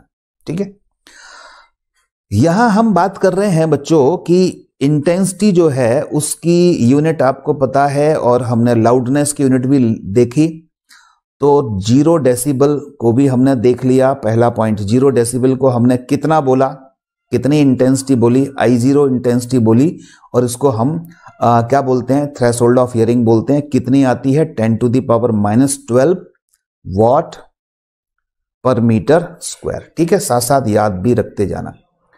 मान लो कि मैं ये डेसिबल बढ़ा दूं और आपको से कैलकुलेट करवाऊं कि सपोज 120 डेसिबल है, 120 डेसिबल के लिए इंटेंसिटी कितनी होगी ये आप निकालो 120 डेसिबल के लिए। तो आप देख सकते हैं ये फॉर्मूला अगर मैं अप्लाई करूं, 0 से मैंने डेसिबल कितने बढ़ा दिए 120, तो डेसिबल कितने हुए 120। डेल्टा एल की जगह मैं क्या लिख दूं 120। जो निकाल सकते हैं मेरे यहां सॉल्व करने के पहले ही आप लोग आंसर देते जाइए, तो मैं देखता हूं किसका सही आया। 120 डेसिबल कितनी इंटेंसिटी के बराबर होंगे, ये मैं आपसे पूछना चाह रहा हूं। सिंपल सा क्वेश्चन है, बिल्कुल वार्म अप एक्सरसाइज है ये। 120 इक्वल टू डेल्टा एल 120 हो गया 10, ये बना रहने दीजिए, ठीक है।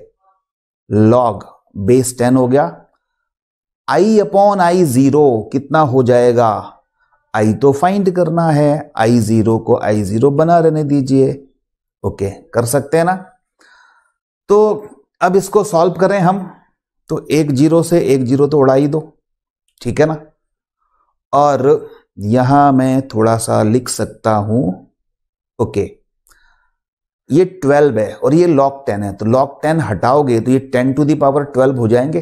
log पढ़ा था ना, जिन्होंने log नहीं पढ़ा है वो log की एक्सरसाइज पूरा उसकी थ्योरी नीट 1 ऐप पर उसका लेक्चर पढ़ा हुआ है, आप जरूर उसको देखिएगा तो log समझ में आएगा। तो log 12, ये जो 10 है बेस यहाँ पावर में आ जाएगा 10 टू दी पावर 12, तो 10 to the power 12 I upon क्या हुआ आई नॉट। ओके, तो हमें तो आई निकालना है कि 120 डेसिबल के करॉस्पॉन्डिंग इंटेंसिटी कितनी होती है। तो कितनी हुई बच्चों इंटेंसिटी, इसको अलग कलर से लिख लेता हूं मैं, आपको ध्यान रहेगा। तो ये आया आई इक्वल टू, बताओ कितना आया, इस आई नॉट का इसमें मल्टीप्लाई हो जाएगा, और आई नॉट है कितना, आई नॉट ये रहा minus 10 to the power minus 12, तो 10 टू दी पावर 12 ये रहा और 10 टू दी पावर माइनस 12 ये रहा, तो 10 टू दी पावर 0 हुआ, 10 टू दी पावर 0 मीन्स 1, तो ये 1 आया। ओके, तो इंटेंसिटी कितनी आ गई 1 वेबर पर मीटर स्क्वायर। तो आप कह सकते हो 120 डेसिबल जो साउंड होती है वो 1 वेबर पर मीटर स्क्वायर की इंटेंसिटी के बराबर होती है। 0 डेसिबल की जो साउंड होती है 10 to the power minus 12 watt per metre square के इंटेंसिटी के बराबर होती है। यही बच्चों साउंड की रेंज भी है ह्यूमन आई के लिए, ह्यूमन ईयर के लिए, ह्यूमन ईयर के लिए यही तो इंटेंस रेंज है। मींस 0 डेसिबल हम कम से कम सुन सकते हैं, इससे कम की सुन नहीं पाएंगे। 10 टू दी पावर माइनस 12 वाट पर मीटर स्क्वायर की हम सुन सकते हैं, इससे कम नहीं सुन सकते, इससे ज्यादा की सुन लेंगे। और ज्यादा से ज्यादा फिर कितनी सुन लेंगे जिससे कि हमारे कानों पे कोई फर्क ज्यादा ना पड़े, वो 120 डेसिबल होती है। 120 डेसिबल की हम मैक्सिमम साउंड सुन पाएंगे, और उससे ज्यादा अगर साउंड कहीं बज रही है तो इतनी ज्यादा लाउड होगी वो, 120 से ज्यादा तो इतनी ज्यादा लाउड होगी हमारे कान के पर्दे फट जाएंगे, समझ रहे हैं ना। तो ये रेंज है इसकी जो हम सुन सकते हैं। चलिए अब आगे बढ़ते हैं, इसकी और कहानी आगे ले जाते हैं। चलिए बच्चों थोड़ा सा और आगे देखें तो एक और साउंड की कैरेक्टरिस्टिक है, वो है पिच। इसको हिंदी में तारत्व कहते हैं, पिच। तो ये साउंड का ऐसा कैरेक्टरिस्टिक होता है, ऐसा गुण होता है जिसके बेसिस पर हम ये फ्लैट साउंड और शार्प साउंड के बीच में डिफरेंशिएट कर सकते हैं कि कोई साउंड कितनी ज्यादा मोटी भारी है या कितनी ज्यादा पतली है, इसमें अंतर हम देख सकते हैं, इसमें अंतर हम सुन सकते हैं, तो उसको बोलते हैं पिच। और ये पिच से ही हम ऐसा कर पाते हैं। पिच जो होती है बच्चों वो इंटेंसिटी पर डिपेंड नहीं करती।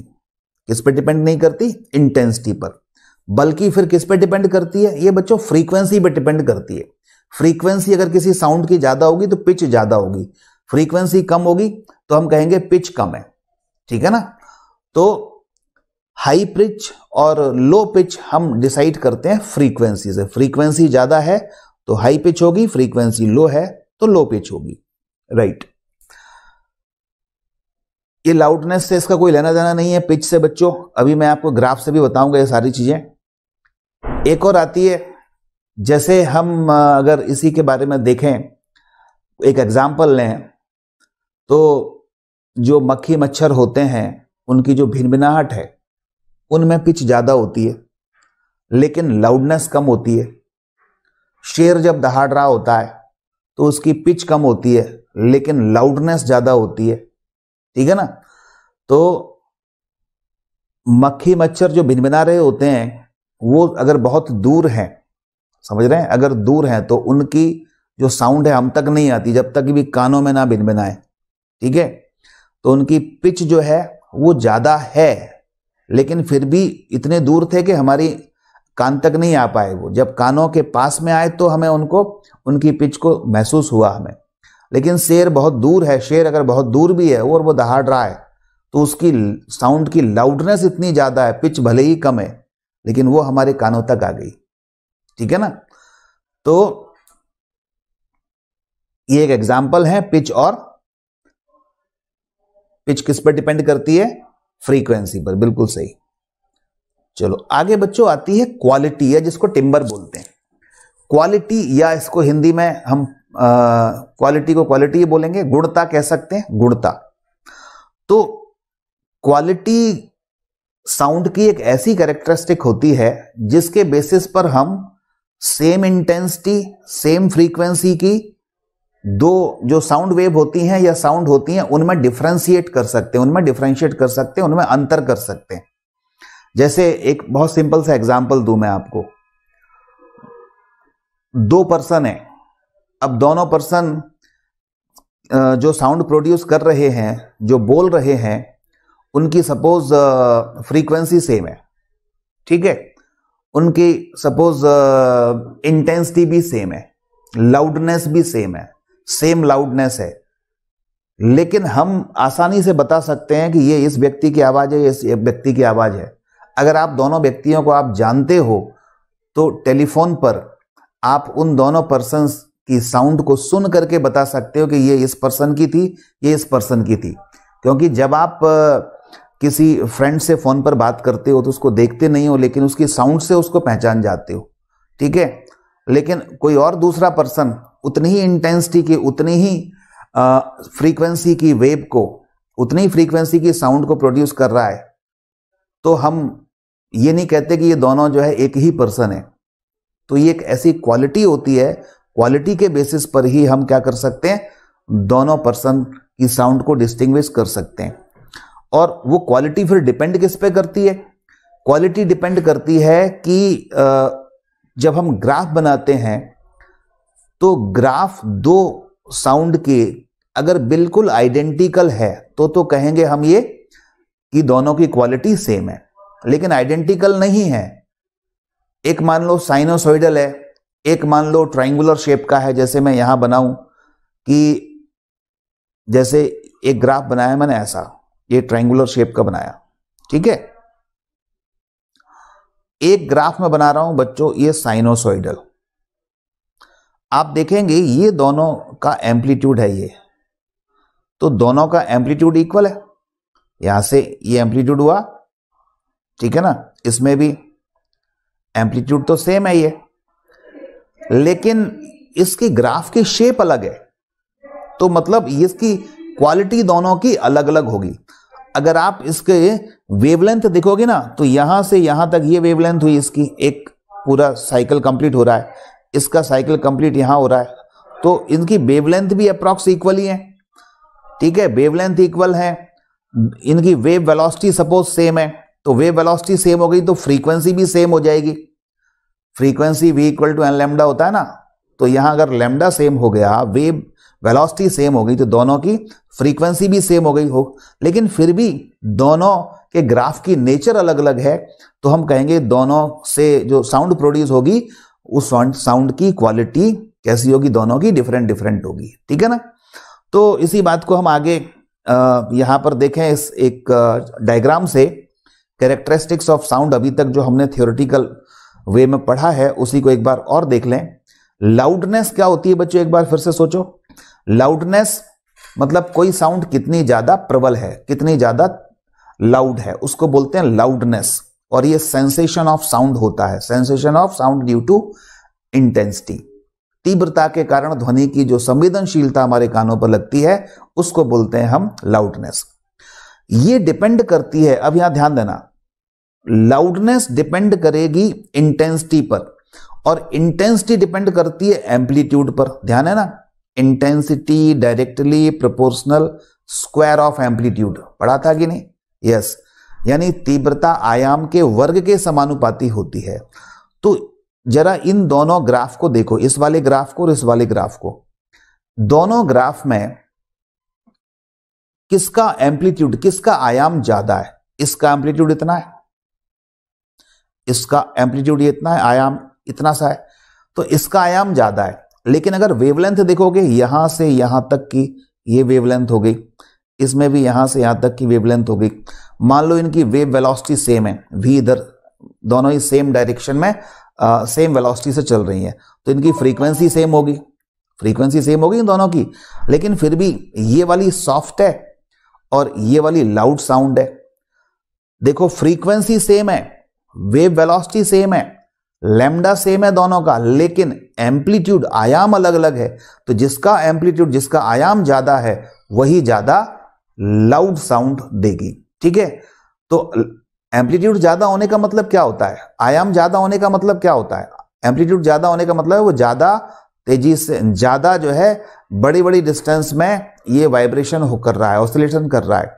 जैसे आपने बड़े बड़े डीजे वाले स्पीकर्स देखे होंगे, बड़े बड़े एरिया वाले, ठीक है, तो उनको अगर अंदर से देखो, जब साउंड क्रिएट करते हैं तो ऐसे बहुत तेजी से कंपन कर रहे होते हैं, तेजी से वाइब्रेट हो रहे होते हैं। तो इसका मतलब ये होता है बड़े आयाम के साथ, दूर इधर जा रहा होगा, इधर जा रहा होगा, तो इसका मतलब ये हो गया कि उनका एम्पलीट्यूड ज्यादा है। एम्पलीट्यूड ऐसे ऊपर नीचे होते हैं ना, एम्पलीट्यूड ज्यादा है। और कोई छोटा सा स्पीकर है, वो धीमे धीमे वाइब्रेट कर रहा होगा। ठीक है, धीमे धीमे का मतलब मैं यहां कहना चाह रहा हूं कि थोड़ा ऊपर जाना फिर नीचे आना, ऊपर जाना नीचे आना। तो अगर कोई बहुत ज्यादा ऊपर जा रहा है और बहुत ज्यादा नीचे आ रहा है तो कहेंगे आयाम ज्यादा है इसका। ठीक है, तो लाउडनेस एम्पलीट्यूड पर डिपेंड करता है, फ्रीक्वेंसी पर डिपेंड नहीं करता और वेवलेंथ पर डिपेंड नहीं करता, वेव वेलोसिटी पर, तरंग वेग पर निर्भर नहीं करता। अब बात करते हैं पिच की। पिच ये सीधे सीधे फ्रीक्वेंसी पर डिपेंड करती है, आवृत्ति पर डिपेंड करती है। पिच को हिंदी में कहते हैं तारत्व। तारत्व किस पर डिपेंड करता है? आवृत्ति पर डिपेंड करता है। तो आप देखेंगे यहां फ्रीक्वेंसी आप देख रहे हो कम है या ज्यादा है? फ्रीक्वेंसी कम है। ठीक है, फ्रीक्वेंसी कम होने का मतलब है एक सेकंड में कितनी वेव बन रही है। तो यहां पर फ्रीक्वेंसी कम है तो पिच भी लो होगी। यहां फ्रीक्वेंसी हाई है, आप देख रहे हैं बहुत तेजी से, बहुत पास पास में है ये वेव, तो फ्रीक्वेंसी हाई है। फ्रीक्वेंसी हाई है तो यहां पर पिच भी हाई होगी। क्वालिटी की बात करें, जैसा अभी मैंने आपको बताया, ये यहां पर इस तरह से दिया हुआ है एक वेव, ये बिल्कुल क्लियर वेव दिया हुआ है, और ये टेढ़ी मेढ़ी ऐसी कुछ मिक्स्ड वेव दिया हुआ है। दोनों में अगर आप देखोगे तो वेवलेंथ सेम हो सकती है, फ्रीक्वेंसी सेम हो सकती है, लेकिन इनकी क्वालिटी अलग अलग है। क्यों अलग अलग है? क्योंकि दोनों ही के शेप, दोनों ही के जो आकार हैं ग्राफ के, वो अलग अलग हैं, इसलिए इनकी क्वालिटी और इसकी क्वालिटी अलग अलग होगी। अच्छा, मैं आपसे पूछता हूं, अंधेरे में दो व्यक्ति बैठे हुए हैं, ठीक है, तो ये क्वेश्चन आया हुआ है, ये जनरल नॉलेज में आया था एक बार तो, और ये बहुत अच्छा क्वेश्चन है कि दो व्यक्ति अंधेरे कमरे में बैठे हुए हैं, तो आप लाउडनेस, पिच और क्वालिटी या टिम्बर, इनमें से किन के बेसिस पर पहचानोगे कि कौन सी साउंड या कौन सी वॉइस किस व्यक्ति की है? तो बिल्कुल सही है, क्वालिटी के बेसिस पर ही हम पता कर सकते हैं, क्योंकि लाउडनेस तो दो व्यक्ति की सेम हो सकती है। ठीक है, दोनों ही सेम लाउडनेस से चिल्ला रहे हैं, तो इसका मतलब लाउडनेस तो दोनों की सेम हो सकती है। पिच या फ्रीक्वेंसी भी दोनों व्यक्ति की सेम हो सकती है, लेकिन क्वालिटी या टिम्बर ये जो है, ये दोनों व्यक्ति की सेम नहीं हो सकती। थोड़ा बहुत डिफरेंस जरूर होगा उसके ग्राफ में। ठीक है, तो क्वालिटी के बेसिस पर ही हम ये बिना देखे ही दो व्यक्तियों की साउंड को डिफरेंशिएट कर सकते हैं या उनमें अंतर समझा सकते हैं। तो बच्चों, यहां बात होती है, ये थियोरेटिकल बातें थी थोड़ी छोटी मोटी। अब हम मेन यहां पर क्वेश्चंस पर आते हैं, तो कुछ क्वेश्चंस और कर लें हम, उसके बाद ये क्लास फिनिश हो जाएगी। ठीक है ना? ओके, चलिए बच्चों, एक क्वेश्चन आता है।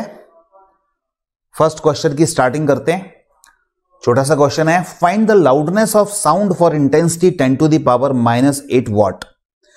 10⁻⁻8 वॉट तीव्रता के लिए ध्वनि की प्रबलता क्या होगी? ठीक है, मतलब यहां पर अगर जो इंटेंसिटी है, तीव्रता है, वो कितनी दी हुई है? 10⁻⁻8 वॉट दी हुई है, और ये वॉट पर मीटर स्क्वायर रही होगी, तो वॉट पर मीटर स्क्वायर ये हमारे पास इंटेंसिटी है। तो इसके लिए लाउडनेस क्या होगी? इसके कॉरस्पॉन्डिंग लाउडनेस क्या होगी? तो इसका मतलब आप समझ रहे हैं क्या है कि जो इंटेंसिटी है वो I0 से इतनी हो गई। I0 से कितनी हो गई? 10⁻⁸ हो गई है। I0 तो वो थ्रेशोल्ड होती है, तो थ्रेशोल्ड से 10⁻⁸ हो गई, तो फिर जो लाउडनेस थी वो 0 से कितनी हो गई, वो पूछा है। तो उसके लिए क्या फॉर्मूला है? डेल्टा एल इक्वल टू, बिल्कुल सही है, 10, जल्दी से बताओ, अभी तो पढ़ा है, लॉग 10। आप लोग करो फटाफट, कर सकते हो तो यहां पर मुझे मेरे करने के पहले ही आंसर पोस्ट करो। तो delta L equal to 10 log 10 I/I0। ठीक है, डेल्टा एल यही तो पूछा है उसने, 10 लॉग 10, ओके बना रहने दीजिए। ठीक है, I इज वॉट? 10⁻⁻8, और I0 ये फिक्स है, इसको आप याद रखना हमेशा के लिए, 10⁻⁻12। ये थ्रेशोल्ड है, दहली तीव्रता है, थ्रेशोल्ड फ्रीक्वेंसी, थ्रेशोल्ड इंटेंसिटी है, वो हमें ध्यान रखनी है। तो इसको थोड़ा सा सॉल्व कर लें, तो 10 इंटू लॉग 10, और ये 12 ऊपर चले गए, तो कितने आ गए? 4, 10⁻+4 ये आया। ठीक है, अच्छा, अब इसलिए कितने डेसिबल हुआ? आप देखोगे ये जो 4 है, लॉग का थोड़ा सा फॉर्मूला लगाओ, पावर 4 होती है वो आगे आ जाएगी, तो 10 इंटू 4 कितने हो गए? 40, एंड 10 लॉग 10 बचाना, ये तो फिर बेस 10 और 10, बेस 10 है, और ये लॉग 10 की वैल्यू 10 बेस में क्या होती है? बिल्कुल सही, लॉग अगर आपको याद आता है तो इसकी वैल्यू 1 होती है। तो ये हो गया बच्चों 40 डेसिबल। कितना हो गया? 40 डेसिबल। तो अगर intensity 10⁻⁻8 what per metre square है, तो इसकी जो लाउडनेस होगी वो 10 डेसिबल होगी। ठीक है, चलो एक और क्वेश्चन लेते हैं बच्चों। एक और क्वेश्चन है, find the intensity of sound for loudness 20 decibel. अब मान लीजिए 20 डेसिबल यहां पर लाउडनेस दी हुई है, तो उसके कॉरस्पॉन्डिंग इंटेंसिटी कितनी होगी? 20 डेसिबल प्रबलता के लिए तीव्रता कितनी होगी, ये फाइंड करना है। तो फिर से वही फार्मूला, अगर लाउडनेस डेल्टा एल 20 डेसिबल हो जाए, तो फार्मूला क्या था? 10 लॉग 10 एंड I अपॉन, बिल्कुल सही, I0। ठीक है, चलो मैं वैल्यू पुट करता हूं। डेल्टा एल हो गया 20 डेसिबल। बिल्कुल छोटे छोटे क्वेश्चन आते हैं नीट में, इसलिए इसमें चिंता करने की जरूरत नहीं है। 10 लॉग, आपको I फाइंड करना है ना इसमें, तो I अपॉन I0 कितना? I0 हो गया बच्चों कितना है? 10⁻⁻12। ओके, 0 0 उड़ा दो, ये आपके पास वैल्यू मिल गई। 2 इक्वल टू लॉग बेस 10 चल रहा था, तो लॉग हटाएंगे तो 10 क्या आ जाएगा? 2 आ जाएगा। ये 10⁻2 इक्वल टू I अपॉन कितना हो गया? 10⁻⁻12। बोलो कितना आया? I इक्वल टू 10⁻12 और +2 10⁻10, यही आ गया, -10 वॉट पर मीटर स्क्वायर। ठीक है ना, सिंपल क्वेश्चन है। ओके बच्चों, थर्ड क्वेश्चन देखते हैं। Loudness of sound source is 50 decibel. Sound source की जो लाउडनेस है वो कितनी दी है? 50 डेसिबल दी है 4 मीटर पर from it. What is the maximum distance up to which this sound can be heard if threshold of hearing is 10 decibel. ध्वनि स्रोत, एक यहां ध्वनि स्रोत है S, ध्वनि स्रोत से वो कहता है R1 इक्वल टू 4 मीटर पर। ठीक है, 4 मीटर पर। यहां ध्वनि की प्रबलता 50 डेसिबल है। डेल्टा L1 कितना दिया है? 50 डेसिबल। ठीक है, आप लोग भी करते चलो साथ साथ। और यहां इंटेंसिटी I1 रही होगी, इसी से R1 R2 वो मैक्सिमम डिस्टेंस निकालो जहां पर जो डेल्टा L2 है वो कितना हो जाए? थ्रेशोल्ड ऑफ हियरिंग 10 डेसिबल हो जाए, तो वहां इंटेंसिटी कुछ I2 रही होगी। ठीक है, तो R2 फाइंड करना है। तो आप बच्चों ऐसा सोचो, इंटेंसिटी और डिस्टेंस में कोई रिलेशन होता है क्या? बिल्कुल होता है। ये जो सोर्स है सोर्स से दूरी और तीव्रता में संबंध आप पढ़ चुके हो, I inversely proportional R square होता है किसके लिए, किसके लिए, ये होता है पॉइंट सोर्स के लिए। और लाइन सोर्स के लिए, लाइन रेखीय सोर्स है तो उसके लिए इनवर्सली प्रोपोर्शनल आर होता है, ठीक है। और पॉइंट सोर्स के लिए 1/r², वो सब हम एरिया से निकालते हैं, वो आप कर चुके हैं, दोबारा करने की जरूरत नहीं है। अब इधर देखो डेल्टा L1 50 दिया है तो उसके करॉस्पोंडिंग I1 कितना होगा वो मैं निकालना चाहता हूं। तो डेल्टा L1 फॉर्मूला अभी आपने पढ़ा 10 log 10 एंड I/I0, I को I1 मान लें, ओके।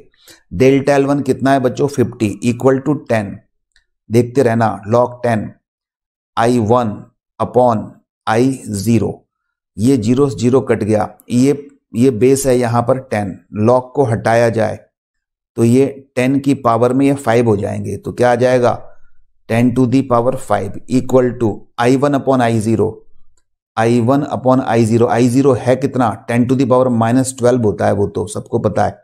तो बच्चों I1 कितना निकला 10 to the power -12 और 5 10 to the power -7 हो गया, ये वाट पर मीटर स्क्वायर I1 आ गया। अब इस सेकंड पार्ट के लिए I2 निकालो ऐसे ही, तो यही फॉर्मूला फिर से लगाओ, डेल्टा L2 कितना है 10 डेसिबल है इक्वल टू log 10 एंड अब I2 अपॉन क्या हो जाएगा I0, ठीक है। ये 0 0 उड़ा दो, यहां 10 की पावर कितना हो जाएगा 1, तो 10 to the power 1 equal to कितना आया I2 अपॉन बच्चों I0 का यहां मल्टीप्लाई करें तो आप बताओ I0 क्या होता है 10 to the power -12 और यहां 10 to the power 1 है, तो I2 इक्वल टू क्या आ जाएगा, I2 इक्वल टू आ जाएगा 10 to the power -12 और 10 to the power 1 यानी 10 to the power -11 वाट पर मीटर स्क्वायर, ये आ गया। हमें तो डिस्टेंस निकालनी है तो ये फॉर्मूला लगाओ I इनवर्सली प्रोपोर्शनल R², तो इसको ऐसा कर सकते हैं I2/I1 इक्वल टू कितना R1/R2 का होल स्क्वायर, बिल्कुल सही है। I2 की वैल्यू कितनी है, I2 की वैल्यू हम निकाले हैं, यहां आप देख सकते हैं 10 to the power -11, तो 10 to the power -11 लिख दिया। I1 कितना निकाले हो 10 to the power -7 निकाले हो, ब्रैकेट R1 कितना है वो 4 दिया हुआ है, R2 आपको फाइंड करना है, इसका स्क्वायर कर लो। और इसको अब थोड़ा सा हम सॉल्व कर लें तो ये 11 - 7 ये -4 हो जाएंगे, 10 to the power -4 हो गया है, और ये हो गया 10 to the power -4, जो स्क्वायर दिया इसका रूट ले लो इक्वल टू 4/R2 आ जाएगा। 10 to the power ये बच्चों -2 हो जाएंगे और 10 to the power -2 इधर चले गए तो 400 हो गए, तो R2 इक्वल टू अपने पास आता है 400, ठीक है। 400 मीटर हमारा आंसर हो जाएगा, यही आंसर है, ठीक है। तो ये हमने थर्ड क्वेश्चन किया। तो ऐसे कुछ क्वेश्चंस हैं, सिंपल से क्वेश्चंस पूछे जाते हैं, इसलिए इसमें ज़्यादा करने की जरूरत नहीं है, बाकी के आप अपने शीट में देखेंगे वो क्वेश्चंस मिल जाएंगे, ठीक है। और उन क्वेश्चंस की और प्रैक्टिस आप कर लीजिएगा। एक और क्वेश्चन बच्चों यहां पर देखा जा सकता है, फोर्थ क्वेश्चन, ये इससे रिलेटेड नहीं है लेकिन एक अच्छा क्वेश्चन है, तो मैं आपको थोड़ा समझाता हूं। इसमें क्या बोला कि आप जरा पढ़िए इस क्वेश्चन को, 3 ट्यूनिंग फॉर्क, ये ट्यूनिंग फॉर्क का क्वेश्चन है, अच्छा क्वेश्चन है इसलिए मैं करा रहा हूं। 3 tuning forks of frequencies 200, 203, 207 hertz are sounded together, find out the beat frequency. 3 स्वरित्र हैं 200, 203, 207 आवृत्ति के, और इनकी ये आवृत्तियां दी हैं हर्ट्ज में, एक साथ बजाया जाए तीनों को, तो विस्पंद आवृत्ति क्या है, मतलब प्रति सेकंड सुनाई देने वाले विस्पंदों की संख्या क्या है, पर सेकंड कितने नंबर ऑफ बीट्स सुनाई दे रहे हैं तीनों के लिए। वो बड़ा कॉमन क्वेश्चन है और थोड़ा ट्रिकी क्वेश्चन है, तो इसकी ट्रिक मैं आपको बताता हूं कि अगर तीनों को एक साथ बजाएं तो 1 सेकंड में कितने बीट्स सुनाई देंगे, ये प्रश्न है। तो एक काम किया करो आप, ये दिए हुए हैं देखना 200, ठीक है, फिर दिया हुआ है 203, फिर दिया हुआ है 207, ऐसे कुछ जितने भी दिए हो वो लिख लो, ठीक। अब सोचो 200 और 203 का डिफरेंस कितना है, कितने का डिफरेंस है बच्चों, 3 का डिफरेंस, बिल्कुल सही। 203 एंड 207 का डिफरेंस कितना है, आप कहोगे 4 का है, वो भी सही है। आपसे पूछूं 200 और 207 का डिफरेंस क्या है, फर्स्ट एंड लास्ट का डिफरेंस, वो 7 का डिफरेंस है। तो ये हमें 3 डिफरेंस मिल गए। अब आप क्या करो, इन तीनों डिफरेंस को इक्वल पार्ट में, 1 सेकंड को इक्वल पार्ट में डिवाइड करो। कैसे कि डिवाइड 1 सेकंड यहां पे 3 पार्ट में डिवाइड करो, और 1 सेकंड को फिर यहां 4 पार्ट में डिवाइड करो, फिर इस 1 सेकंड को 7 पार्ट में डिवाइड करो। ठीक है, क्योंकि 1 सेकंड में हमें कितने बीट्स मिलेंगे ये निकालना है ना। तो 1 सेकंड को पहले 3 पार्ट में डिवाइड कर लो, 1 सेकंड को 4 पार्ट में डिवाइड कर लो, 1 सेकंड को 7 पार्ट में डिवाइड कर लो, करके देखते हैं। और इक्वल डिवाइड करना है, तो 1 सेकंड को पहले 3 में डिवाइड, 3 बराबर भागों में डिवाइड करूं, तो ये होगा 1/3, 2/3, 3/3। 1 सेकंड के ये 3 भाग हो गए। अब जरा 4 को 1 सेकंड में डिवाइड, 1 सेकंड को 4 पार्ट में डिवाइड करो, 1/4 बिल्कुल सही, 2/4 बिल्कुल सही, 3/4 बिल्कुल सही, 4/4 बिल्कुल सही। ये 4 पार्ट हो गए। अच्छा, अब 7 पार्ट में डिवाइड करो 1 सेकंड को, तो वो क्या होगा, 1/7, 2/7, 3/7, लास्ट तक पहुंचते जाओ जब तक 1 नहीं आ जाए, 4/7, 5/7 और 6/7 और कितना, 7/7। ठीक है, अब क्या करना है आपको, इनमें जो कॉमन है उसको एलिमिनेट कर दो। बस एलिमिनेट कॉमन टाइम्स इंस्टेंट, जो इंस्टेंट कॉमन है वो एलिमिनेट कर दो, बाकी बचे वही हमारा आंसर है। देखो यहां पर क्या है, 3/3, 3/3 ये कॉमन है, अलग कलर ले लूं, क्यों कॉमन है बताओ, क्योंकि 3/3 की वैल्यू कितनी आती है, 1, तो 1 इसमें भी है, और जो 1 है वो 4/4 ये भी 1 है, ये भी कॉमन है, 7/7 ये भी 1 है, तो 1 1 1 तो सभी में कॉमन है। तो अब इसमें कितने टर्म बचे, इसमें बचे, आप देखोगे यहां से स्टार्ट कर लीजिए, जो कॉमन जो दिया हुआ है वो आपको एलिमिनेट करना है, ध्यान देना बस इतना सा अपन, क्योंकि जैसे बार बार जो आ रहा है उसको एलिमिनेट कर दो। तो इसमें 1 2 3 बार कॉमन आ रहा है ना, तो उसको काउंट तो एक ही बार करेंगे कि 3 बार करेंगे, बिल्कुल सही है, 1 बार करेंगे। तो इसमें नंबर ऑफ बीट्स हुए पर सेकंड 3, इसमें कितने हुए, 1 2 3 ही हुए, क्यों, क्योंकि ये वाला तो हम ले चुके, कॉमन था। इसमें कितने हुए बच्चों, 6 हुए, क्योंकि ये वाला तो ले चुके। तो टोटल कितने हो गए, 3 और 3 6 और 6 12, हमारा आंसर आया 12। ऐसे करना है, ठीक है। तो इस तरह के क्वेश्चंस को ऐसे करेंगे, बहुत सिंपल क्वेश्चन है। आप इसको केवल क्या किया करो, जैसे जितने 3 दिए हैं तो पहले डिफरेंस ले लो सबका, पॉसिबल डिफरेंस, और उसके बाद 1 सेकंड को जितना, जैसे 3 डिफरेंस है तो 3 पार्ट में डिवाइड करो, 4 डिफरेंस है तो 4 पार्ट में डिवाइड करो, 7 डिफरेंस है तो 7 पार्ट में डिवाइड करो, और जो कॉमन टर्म है उनको हटा दो। हटाने का मतलब सारी मत हटा दो, जो कॉमन है उनको एक ही बार लिखना है, जो कॉमन है बार बार उनको एक ही बार लिखना है, ठीक है। तो इसमें जैसे ये 3 टर्म आ गई, इसमें अगर देखोगे तो ये 3 आ रही हैं, लेकिन चौथी तो हम ले चुके 1। ऐसे ही इसमें 6 आ रही है, ये 7th तो हम ले चुके 1, तो इसलिए अब टोटल 3 और 3 6 और 6 12 हो गए। ऐसे करना है, ठीक है। तो बच्चों यहां तक कर लिए, ये आप इनको करिएगा, फिर आगे हम और कोई लाइव क्लास देखेंगे, उसमें हम आगे कुछ ना कुछ लाइव क्लास में पढ़ते रहेंगे, और मैं चाहता हूं कि इस समय का भी आपका सदुपयोग हो जाए, ठीक है। Okay, thank you.